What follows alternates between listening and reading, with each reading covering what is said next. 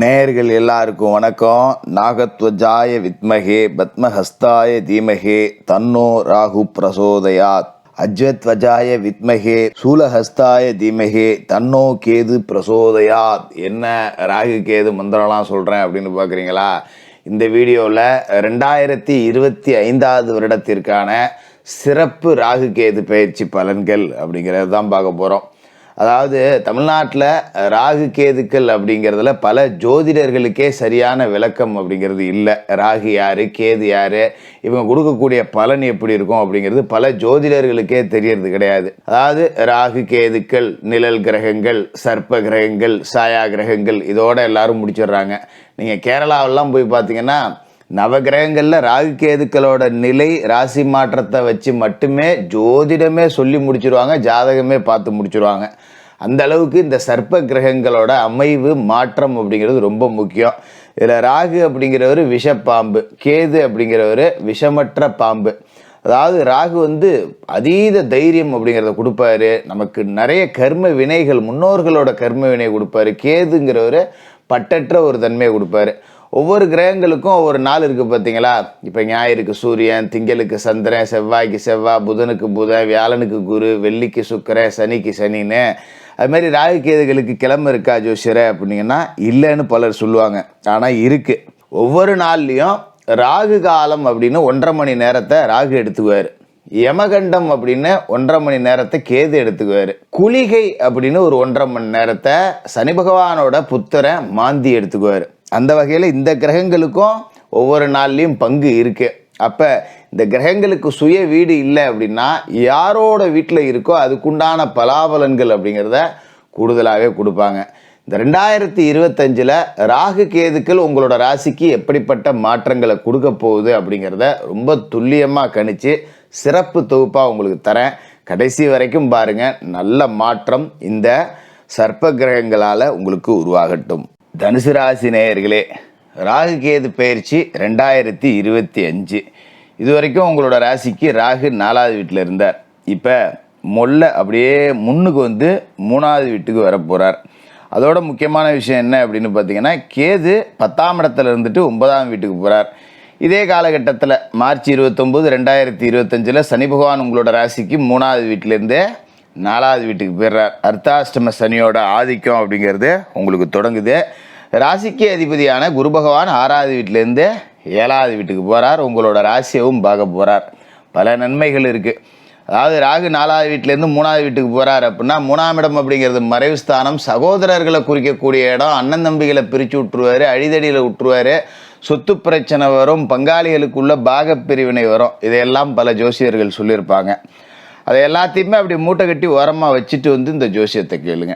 எதனால் இதை நான் சொல்கிறேன் அப்படின்னா, ராகு 4வது வீட்டிலேருந்து 3வது வீட்டுக்கு போகிறார் அப்படின்னா மேற் சொன்ன எல்லா விஷயமே நடக்கும் தான். ஆனால் ராகு சும்மா போகல. ராகு கேது பயிற்சிக்கு 4 நாளைக்கு முன்னாடியே குரு பயிற்சி நடக்குது. குரு பகவானோட அருள் பார்வை கும்பராசியில் இருக்கிற ராகு மேலே விழப்போகுது. கும்பத்துக்கு ராகு வரும்போதே குரு பார்வைக்குள்ளே தான் வருவார். அப்போ ஒரு கெட்டவன் நல்லவனாக மாறி போகிறான். அதாவது சாதாரணமாக ஒரு நல்லவன் இருக்கான் பார்த்தீங்களா, அவன் சராசரியாக யாருக்கும் வம்புக்கும் போகாமல் அவன் உண்டு, அவன் வேலை உண்டுன்னு இருப்பான். அவனை போய் சீண்டுனா தான் அவன் பிரச்சனை பண்ணுவான். ஆனால் ஒருத்தன் கெட்டவனாக இருந்துட்டு நல்லவனாக மாறுறான் பார்த்தீங்களா, அவனை சீண்டுனா கூட அவன் கண்டுக்க மாட்டான். போங்கடா, இதெல்லாம் நல்லா நிறையா பார்த்துட்டேன்டா போங்கடா அப்படின்ட்டு கடந்து போகக்கூடிய நபராக இருப்பான். அப்படி தான் ராகு ஒரு விஷப்பாம்பு, ஒரு கெட்டவன். அவர் இப்போ குரு பார்க்க புனிதப்பட்டு நல்லவராக மாறுறார். அப்படிங்கும்போது அந்த இடத்துக்கு உண்டான ஆதிபந்தம் அப்படிங்கிறத ரொம்ப சிறப்பாக செய்வார். சரிப்போ நம்ம கெடுதல் செஞ்சே பழகிட்டோம், இவங்களுக்கு நல்லதும் செய்வோம் அப்படிங்கிறது தான். இதான் அமைப்பு, குருபார்க்கு புனிதப்படுற ராகுவோட அமைப்பு. அப்போ இந்த 3ஆம் இடத்துக்கு ராகு வரும்போது என்ன நடக்கும் அப்படின்னு பார்த்தீங்கன்னா, மனசில் ஒரு அதீத தைரியம் அப்படிங்கிறது இருக்கும். எது வந்தாலும் நான் பார்த்துக்கொண்டா அப்படின்னு. ஏன்னா தனுசு ராசிக்காரர்கள் கடந்த காலகட்டத்தில் பட்ட கஷ்ட நஷ்டங்கள் அப்படிங்கிறதெல்லாம் கொஞ்சம் நெஞ்சம் இல்லை. ஓன்னு வாய் விட்டு கூட அழ முடியாத ஒரு சூழல். எங்கடா அழுதா 4 பேர் நம்மளை மட்டமாக நினச்சிப்பானோ அப்படின்னு சொல்லிட்டு அப்படியே ஆத்திரம் அழுகை எல்லாத்தையும் அடக்கிட்டு தனிமையில் உட்காந்து தனக்குத்தானே பேசி புலம்பி அழுதுகக்கூடிய நபர்களாக தான் இருந்திருப்பீங்க. அவ்வளவு கஷ்ட நஷ்டங்கள் அப்படிங்கிறதையும் அனுபவிச்சாச்சு.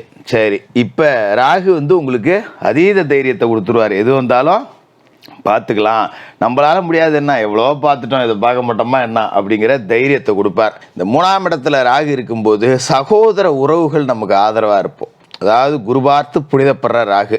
இப்போ நமக்கு ஒரு பிரச்சனை அப்படின்னா அண்ணன் தம்பி ஓடியாருவாங்க, நம்ம பார்த்துக்கலாம்டா அப்படிங்கிற மாதிரி. அது மாதிரி பூர்வீக சொத்தை பாகம் பிரிச்சுக்கலாம். பல காலகட்டமாக சொந்த கையில் கை ஊனி தான் கரணம் போட்டோம். நமக்கு யாரும் 10 ரூபா கொடுத்து உதவி செய்யலை. பூர்வீக சொத்து கிடக்கு, என்ன பண்ணுறது, அது ஒன்றும் பாகம் பிரிக்காமல் அப்படியே கிடக்கு. ஏதோ கொடுத்தாலும் நம்ம ஏதோ கடையை கட்டி வாடகைக்குள்ளே, 4 வீட்டை கட்டி வாடகைக்குள்ளே, ஒரு லோனுக்குன்னு போட்டாது ஏதாவது வேலை செய்யலாம், அதை வச்சு 10 ரூபா பிழைக்கலாம். இல்லை ஏதோ ஒரு பாகத்தை கூறு போட்டு விற்றுட்டு அந்த பணத்தை வச்சு மீதி இருக்கிற இடத்துல ஏதாவது தொழில் செஞ்சு பிழைக்கலாம். இப்போல்லாம் யோசிச்சுட்டு இருப்போம். ஆனால் என்ன பண்ணுறது, கொடுக்கலையே, நம்ம என்ன பண்ணுறது, 3-4 பேரோட பிறந்துட்டோம், நம்ம ஒரு ஆள் போய் பஞ்சாயத்து வெட்டி இப்போ பிரிக்க கூடாது இல்லையா அப்படிங்கிற மாதிரி ஒரு பாலிசாக போகக்கூடிய ஆளுங்களாக இருப்பீங்க.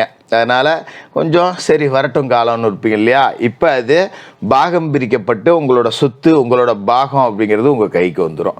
அதுமாரி நீதிமன்றத்தில் ஏதாவது வழக்கு நிலுவையில் இருந்திருக்கும் சொத்து தொடர்பாக, பிரித்து கொடுக்க பெற்றவங்க தயாராக இருந்தாலும் கூட பங்காளி அங்காளி அவனா ஒருத்தன் கேஸு போட்டு முடக்கி வச்சுருந்துருப்பான்.